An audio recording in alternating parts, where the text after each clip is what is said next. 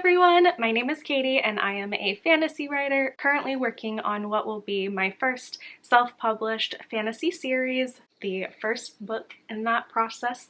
I am in the brainstorming and outlining sort of stage of the writing process right now. So last we left off, I was talking about how I've been struggling lately. When I've written books in the past, I've typically started either from a place of having kind of a plot idea or a character idea, or like a character relationship. Didn't really have as much of this story idea figured out as I typically do before I really commit to it and like get the process going. I've been trying to narrow down what I'm wanting to accomplish with these books and the kind of story that I want to tell, the sort of like tone and themes that I want to explore. And while I do have a pretty good idea of sort of the structure, and because I don't have the overall plot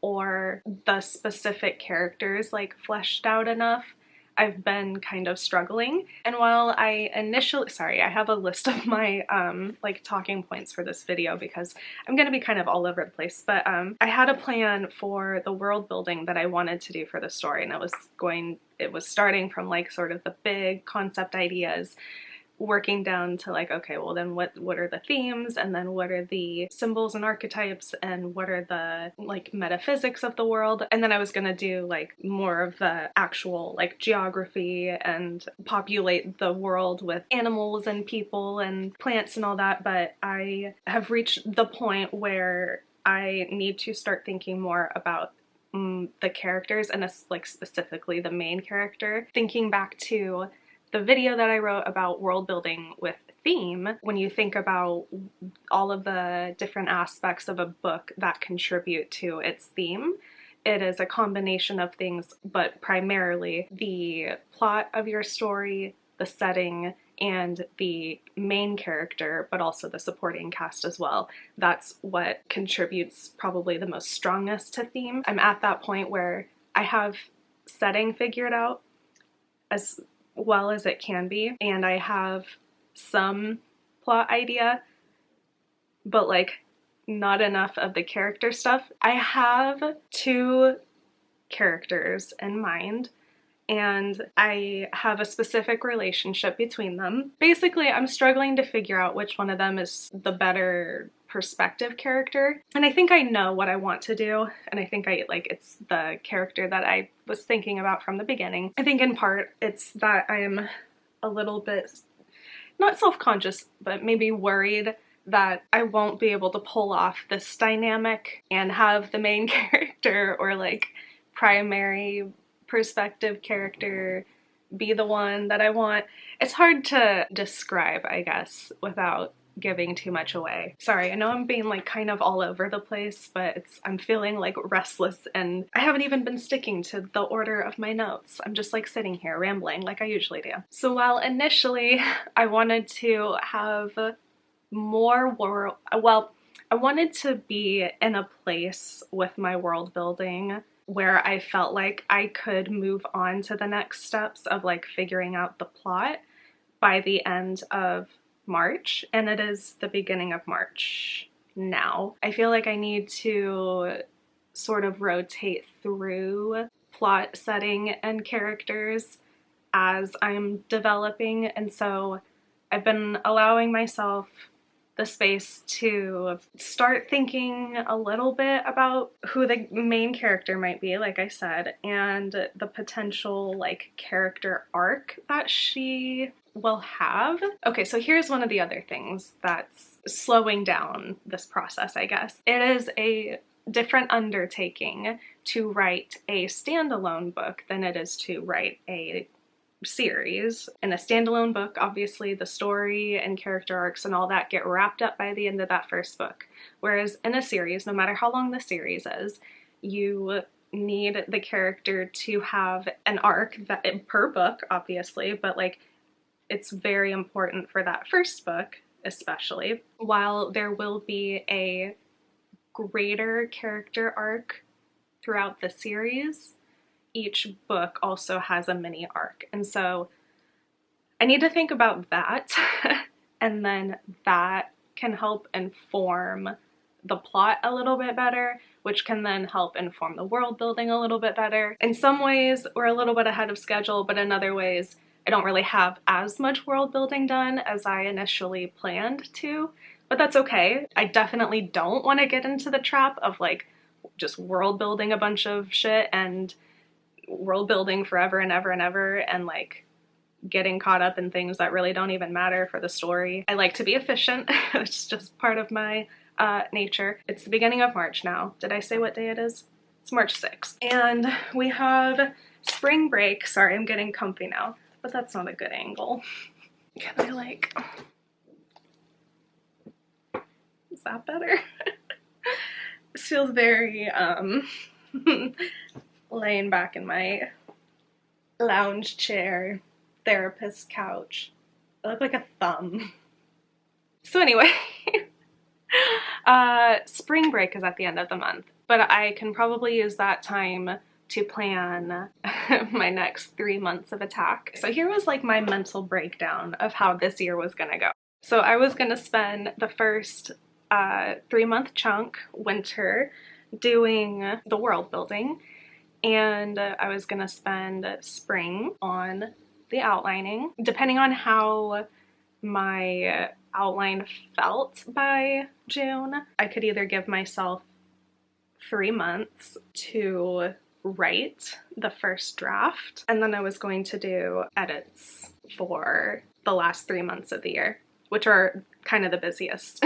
So like, it's not exactly a great choice. I might give myself the entire second half of the year to write the first draft. I think under like ideal circumstances, I could definitely write a first draft in 3 months, but it's gonna be summer and I didn't really think about that. I have a child who's gonna be home from school, so maybe it will end up being like a 6-month ordeal. My plan was to start outlining the story in April anyway, but I've just been revisiting craft books and just kind of revisiting story structure. Pretty much every craft book is dedicated to teaching you how to just write the one book. I'm just not very familiar with a lot of resources that teach you how to plan for a series, because you do have to think about story structure, how you structure a story for an individual book, and what you basically, or at least what I do, and I think is kind of like what you're kind of supposed to do, is sort of take those major beats of the story for an individual book and kind of like extrapolate that.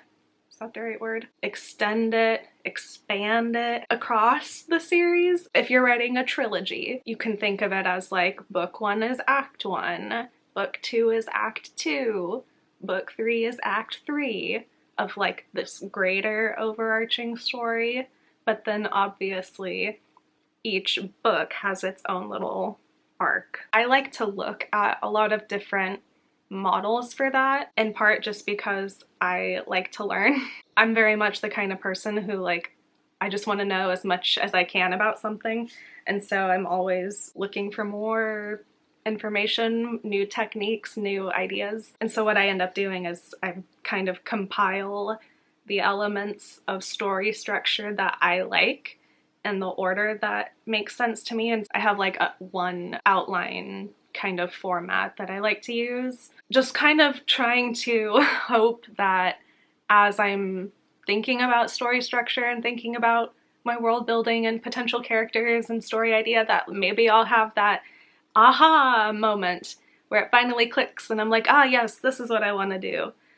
That's the scene that I've been waiting to picture in my mind or whatever. Initially, I had envisioned a 4-book series, but I'm thinking it might actually be 6. I feel ridiculous even saying that because here I am, this unpublished writer. I haven't proven myself in any way, and I'm trying to sit here and convince people that I can write a 6-book series. Trust me, I do feel ridiculous, but I also think I can do it. Like, how hard can it be? I mean, obviously, it's very hard. So I've been thinking in terms of like a 6-book structure now. And while it's intimidating for sure, it's also exciting. And I like the ideas that I'm having for it right now. We're just gonna try it. We're just making decisions and going for it. And that's kind of what I've been struggling with, is just making those decisions and running with it, trying an idea. I'm always afraid that I'll make a decision and it'll be the wrong one, because I always forget that it's okay to make mistakes.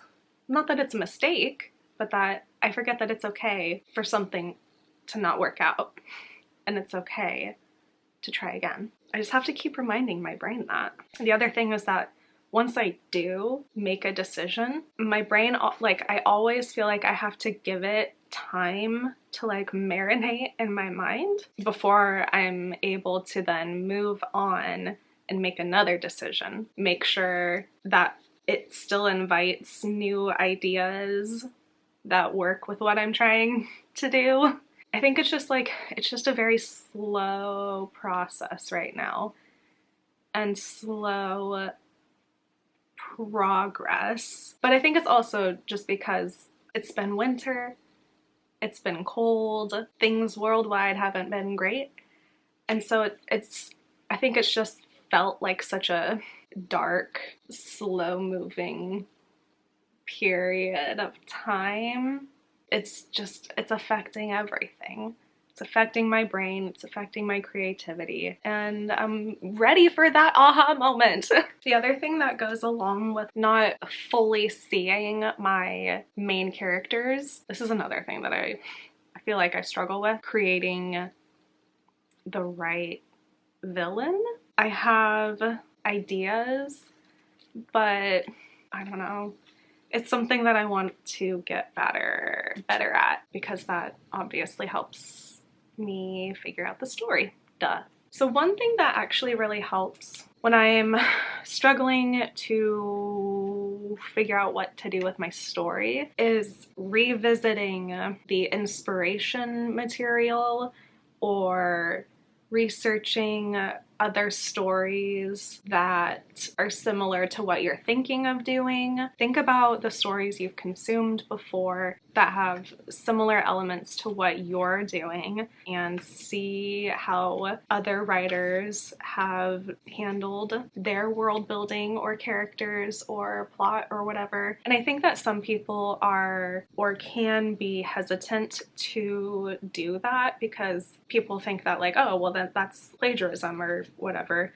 But you're studying it and understanding how another writer tackles something shows you all the different ways that you can do it in your writing. And if you're worried that you're gonna come across as copying someone, just consume a bunch of media that has that element that you're looking at. Like, say I wanted to write a heist story, which I actually did outline one.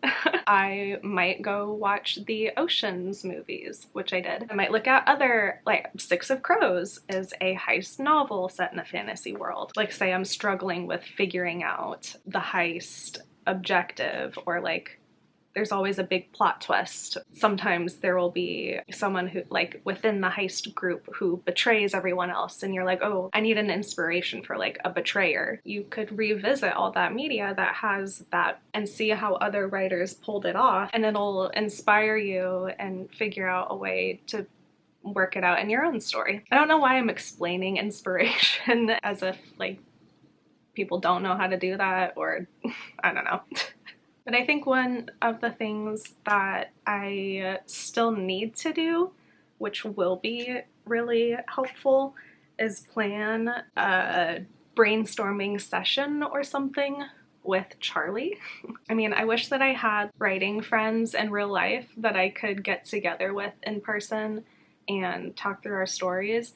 I used to have a friend who lived in the area, but she moved out of the country. I need to just like sit and tell him all my ideas and just like vomit everything out.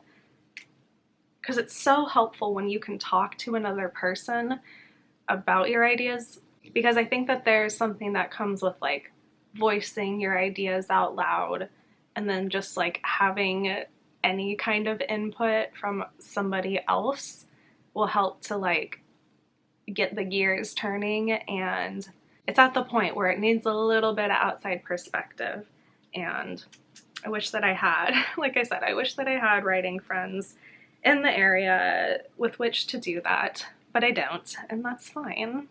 So yeah,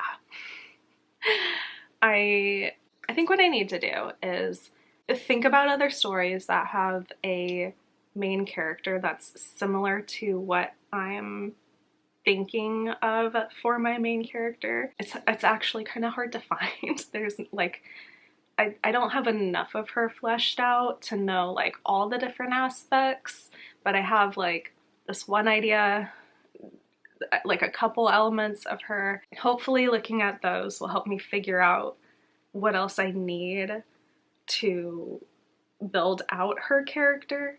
And yeah, I hate feeling this insecure about a main character, because I feel like I'm generally able to come up with one like by this point. And I do, but I don't, but I do, but I don't. She's more like she is defined by this relationship that she has with this other person. So that's where I'm at. I think, yeah, I'm going to try to look at other stories that are similar to what I'm doing. I'm going to focus on my main character and her potential character arcs and potential villains standing in the way of that, and the potential story to be told. And then in another 2 weeks, which will be that's only the 20th. So I guess we'll have another check-in before spring break. Hopefully I will have made some progress on my character by then. I guess that's the goal that I'm gonna set for myself. I think that's it. Thank you so much for watching. Sorry, this has been another rambly video. If you are a writer or creator working on any projects right now, I would love to know where you're at in the process, and if you've been struggling as much as I have with your creations, and if you have any tips for, I don't know, more motivation when it feels like things are moving so slowly. Thanks again so much for watching, and I will see you next time. Bye!